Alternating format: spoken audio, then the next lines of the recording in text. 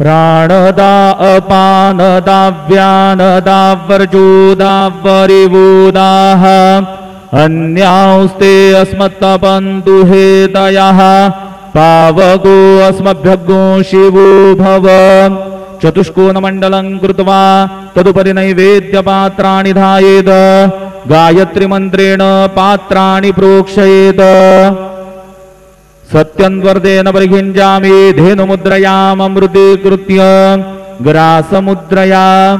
ॐ प्राणाय स्वाहा ॐ अपानाय स्वाहा ॐ व्यानाय स्वाहा ॐ उदानाय स्वाहा ॐ समानाय स्वाहा ॐ ब्रह्मणे नमः। नैवेद्यमध्ये पानीयं समर्पयामि पुनर्नैवेद्यं निवेदयामि।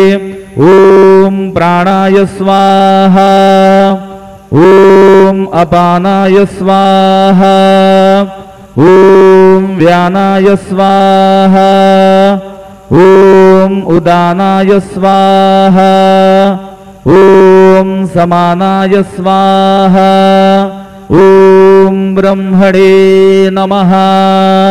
नैवेद्यं समर्पयामि हस्तप्रक्षालनं समर्पयामि मुखप्रक्षालनं समर्पयामि।